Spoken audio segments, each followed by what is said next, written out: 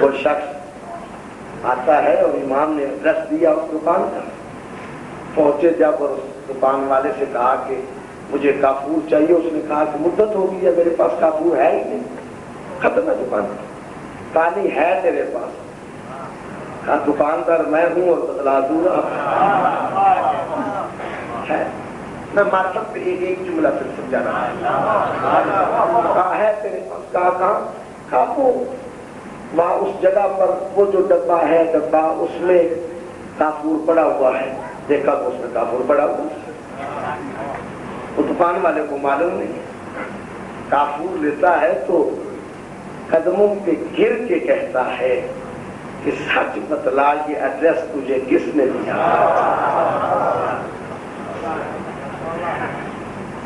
کہتا ہے نہ پوچھ. جب اصرار حد سے بڑھا تو کہتا ہے کہ امام کا کوئی سپاہی وفات پا گیا ہے اور مجھے وقت کے امام نے بھیجا ہے کہ میں آؤں اور تجھے بتلاؤں. اور امام نے فرمایا یہ شخص دکاندار بھول چکا ہے, اسے پتہ نہیں ہے کہاں پڑا, اور میں تجھے ایڈریس دیتا ہوں, وہاں سے جا کر کام. گرتا ہے قدموں میں. کہتا ہے کہ اگر ہو سکے تو مجھے بھی اپنے ساتھ لے جائیے تاکہ دیدار معشوق نصیب ہو جائے. بالآخر اس کی درخواست کو مانتا ہے, ساتھ لے جاتا ہے. چلتے ہیں ایک طرف جنگل بیابان ہے, آگے بڑھتے ہیں, سبزہ شروع ہوتا ہے. پھر تھوڑا سا آگے بڑھتے ہیں تو یہ دکاندار جو تھا اس نے صابن سمجھتے ہیں نا, چھت پر خشک کرنے کے لیے ڈالا ہوا تھا تاکہ کچھ ہو.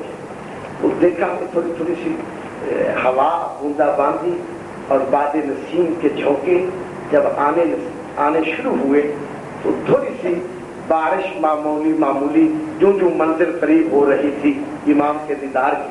جب اس نے بارش کے قطرے دیکھے, بات یہاں پر ہے صرف اس لیے میں یہ بات کہتا ہوں, جب اس نے بارش کے قطرے دیکھے تو فوراً کہتا ہے اوہ میرا تو نقصان ہو گیا, میں صابن چھت پر ڈال کر آیا تھا خشک ہونے کے لیے, تو وہ تو تر ہو گیا ہوگا. اسی وقت حکم ہوا ان صابونیلا برگردانی لائق دیدار والی.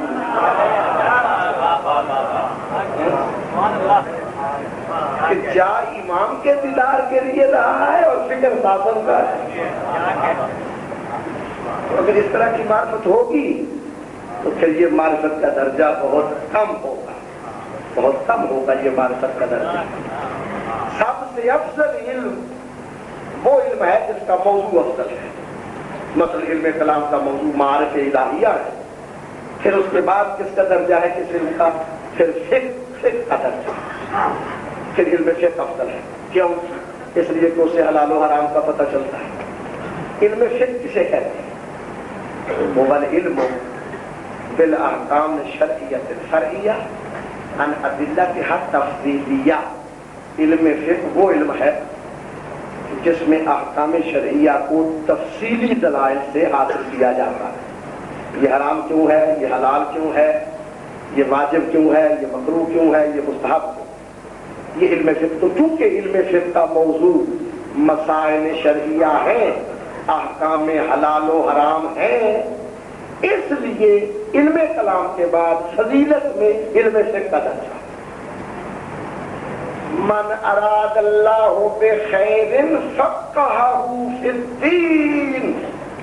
خدا جس بندے پر نیکی, خیر, بھلائی, اچھائی کا ارادہ کرتا ہے اسے دین میں فقیہ بنا دیتا ہے.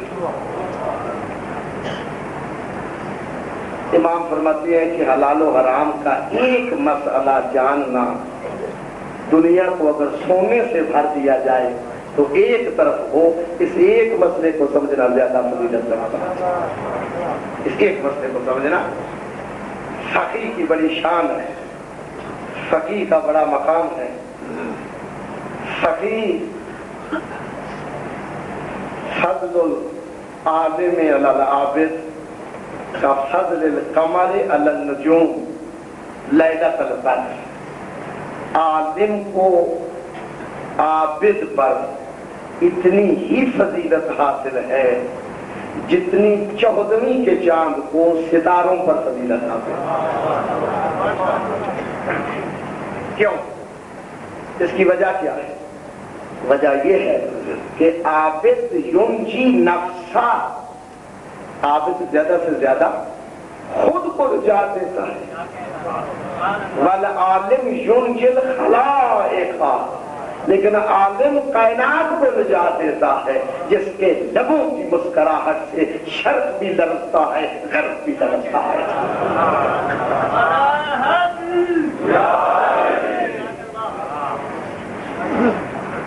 اس لیے فقیہ کی بڑی شان ہے، اور فقیہ ہونا ضروری ہے، لازمی۔ کچھ ایسی فقاہت ہے کہ واجب حرام حلال جو ہر شخص پر جاننے واجب ہے، مگر ہمارے کچھ فقہا ایسے ہیں جو 12 سال کی عمر میں فقیہ اور مجتہد بن جاتے ہیں،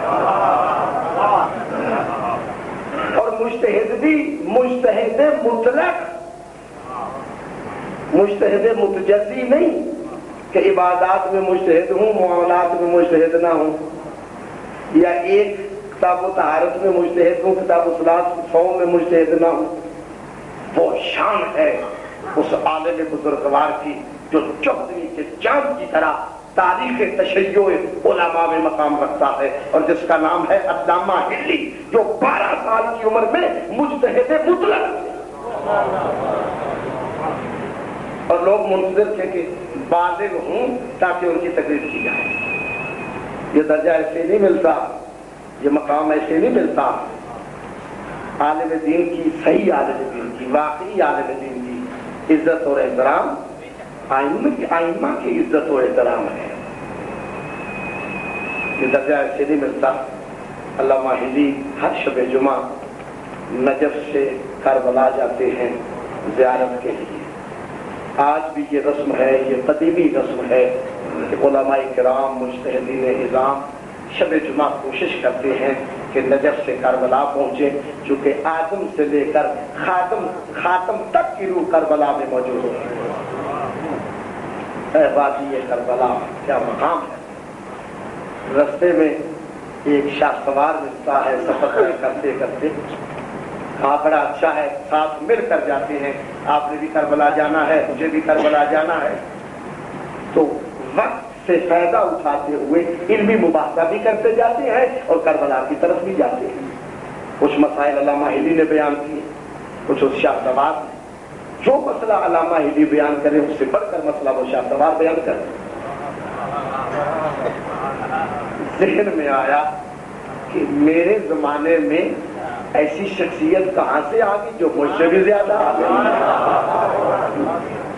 کہ علامہ کہنے والے کہ یہ صحیح اقدار تھے، کہاں سے آ گئی یہ شخصیت؟ تو کہا کہ بڑا اچھا ہے، جو علمی پیچیدگی ہیں، جو علمی مشکلات ہیں، وہ میں ان سے حل کیوں نہ کروا دوں، سفر بھی طے کرتے جائیں اور علمی مشکلات بھی۔ کیونکہ ہمارے شہیدین نے یہ فرمایا ہے، علماء کرام تشریف فرمائے، ہمارے ان شہیدین کی طرف منسوب ہے کہ وہ فرماتے ہیں کہ جب کوئی مسئلہ ہمیں سمجھ میں نہیں آتا تھا تو کتاب کو بند کرتے ہیں، وضو کرتے ہیں، 2 رکعت نماز پڑھتے ہیں، پھر جب کھولتے ہیں کتاب کو اور اس مسئلے کو سمجھتے ہیں تو پھر فرماتے ہیں عند الملوک فابناء الملوک، بادشاہان اور ان کے فرزندان جو تخت و تاج پہ بیٹھے ہوئے ہیں، انہیں وہ لذت تخت و تاج پہ نصیب نہیں ہے جو ہمیں فقہی مسئلہ کے سمجھنے پہ نصیب ہے۔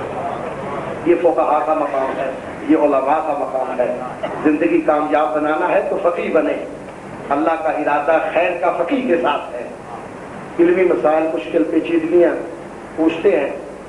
ایک مسئلہ، ایک فتویٰ دیا علامہ ہلی نے دوران سفر کربلا کے، تو اس شاہ سوار نے بالکل برعکس فتویٰ دیا علامہ ہلی کی۔ پوچھا کہ آپ کے فتوے کی دلیل کیا ہے؟ میرے فتوے کی تو یہ دلیل ہے۔ کہا میں بھی دلیل رکھتا ہوں، میں بھی معصوم سے سند رکھتا ہوں، تہذیب الاحکام کتاب کا نام، فلاں نمبر جلد، فلاں نمبر صفحہ پر معصوم سے میرے فتوے کی تائید میرے آپ روایت موجود ہے۔ یہ اجرت دیا علامہ ہلی کو، توجہ ہے؟